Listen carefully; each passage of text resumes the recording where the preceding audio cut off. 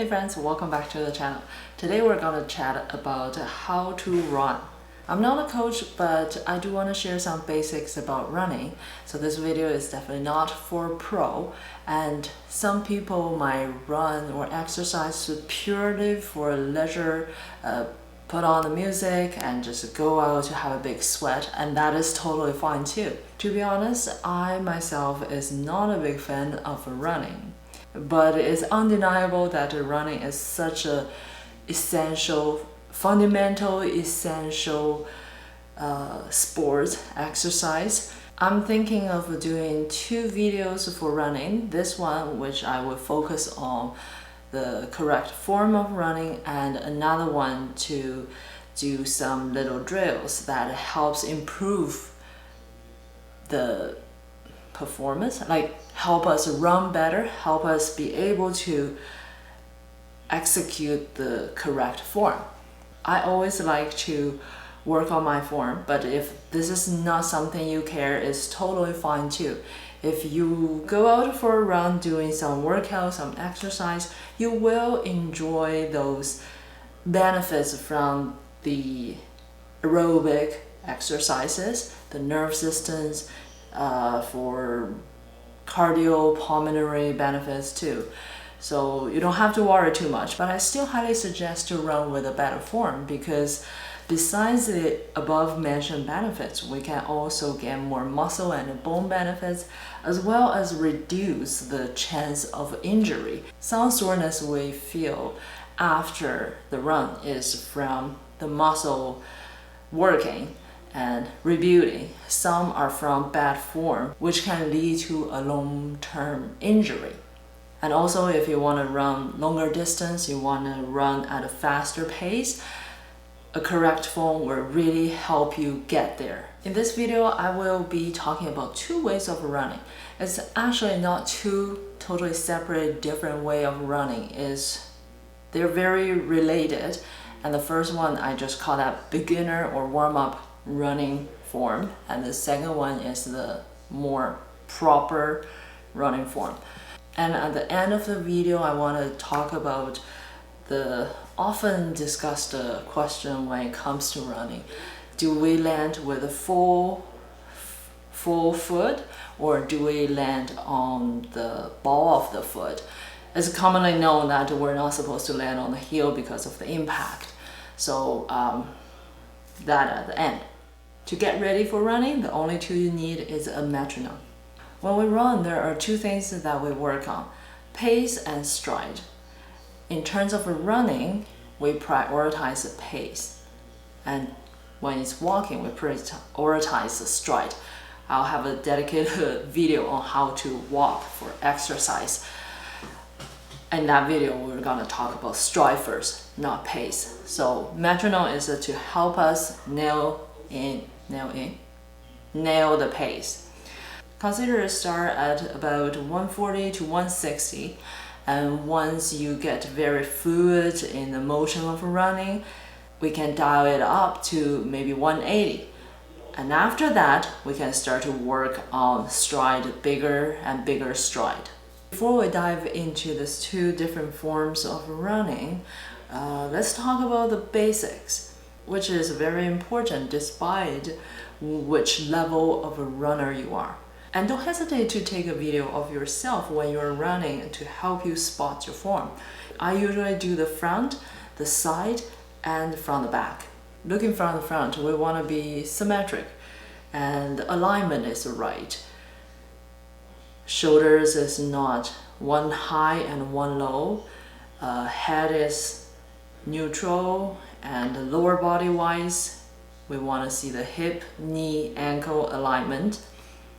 From the side, we're observing the waist and the hip position.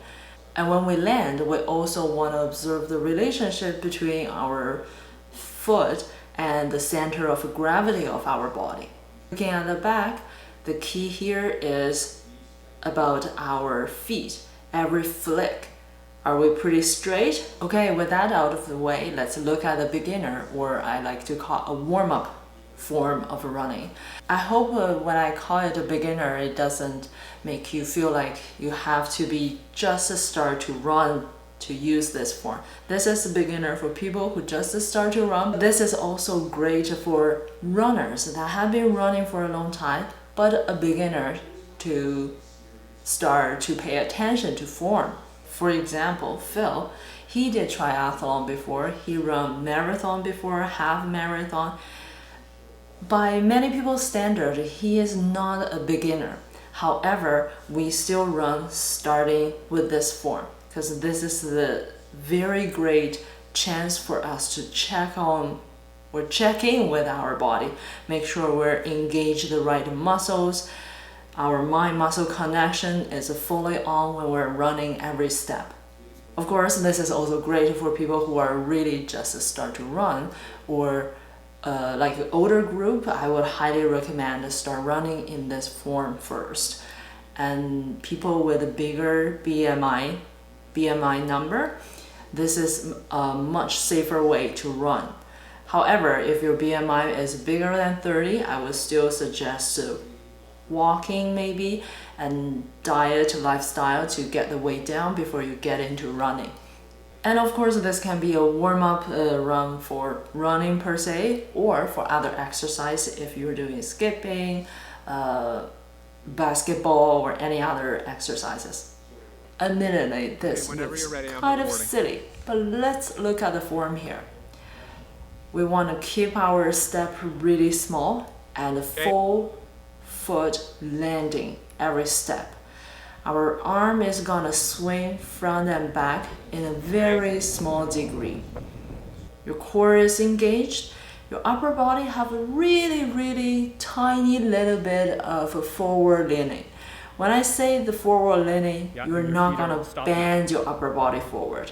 This leaning is produced by engage the core. So if you're observing me, you might not see any kind of a forward leaning in the upper body. So I definitely don't want you to actively lean forward. With this speed, you shouldn't see any forward leaning in the upper body. Here we can warm up our body, warm up our joints. The focus is really to practice the pace with every step. Feel comfortable at that 140, let's say, the 140 pace. Here we also practice the smooth weight transfer between each feet. Every step, the motion is smooth and fluid. And at the same time, we're checking our body. The foot, the leg, the hip, core, shoulder. We're practicing mind-muscle connection, body awareness. You're fully aware of each part of your body, each movement you do. I actually went out for a run with Phil, then had some lunch after. So I might look a little bit messy. One thing I really enjoy to do before running or skipping is actually just bounce with the arms overhead. This helps raise the center of gravity a little bit high and help me feel that light-footed sensation. I remember this light-footed sensation when you're running the whole time. Once I feel ready, I'll lean forward and start running. This more regular looking form of running is really built on top of the previous beginner form of running. I cannot emphasize how important the beginner form is. Again, it is very fundamental and important. And with a solid understanding of the form, we can really progress fast. So here, we still respect all what we said before, especially the pace. Okay. At the same time, we're going to swing our arms a little bit more, still keep our core engaged, and remember to always engage your hip. Your hip is your powerhouse in terms of running. As your leg folds and reach, the whole time you're moving forward smoothly with the pace, and feel your heartbeat, always mind-muscle connection. How much do we swim the arms? How much do we fold and reach forward with the legs? It really depends on the speed. And of course, the speed is related to our form and our cardiopulmonary ability. One thing I always recommend is if you're not very sure about what is a good form of running for observing young kids, I would suggest 6-7 years old before they got wrecked by long time sitting in the modern lifestyle, and they're also very developed in terms of walking and running motion. So if 2-3 years old young kid, it might be too small and they might not fully work that out yet. A little bit older kids, when they run, when they move, when they squat, they're pretty much the textbook example of how we should move our body. And personally, I rarely do slow, even pace running for a long time. It's just it's not what I enjoy. I like to do interval running, jogging, and even fast walk. I love to run at my full speed, and when I'm running full speed, it's a great chance for me to check all the little details with my body. Where's my hip? How are my arms swing? How is my propelling motion? And again, this is a strong mind-muscle connection. It's a nerve system training that I think is very beneficial on top of all the regular, jogging exercise. In the next video, I want to talk about a few drills that could really help with our big and small muscles. Overall, improve the ability to run. These exercises are not only great for running, but for a lot of other aspects in life. Not just exercises, sports, but also basics in life. So it has a profound benefit to us, and that's why I still want to do these little exercises. So stay tuned if that's something you're interested. Okay, I realized I forgot to talk about the foot and foot position when landing. Is that the full foot or just the front, like the ball of the foot? These are cues. Those are not the point. Don't focus on that when you run. You focus on the good posture. It comes very natural. When you're running slow because of the speed, you'll naturally land on the more leaning towards the full foot. And once you pick up the speed and the stride, it's more likely to be a little, just the initial landing is more leaning towards the front of the foot, the ball of the foot.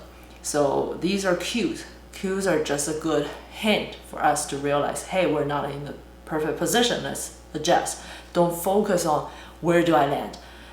Because I notice some people, when they run, they look very dainty, like long legs stretched forward, trying to land on the front of the foot, but the whole position, the center of gravity is not there. This is not a good running pose. It almost gives you that hopping feeling when you run. So the key is good posture, and it will come naturally.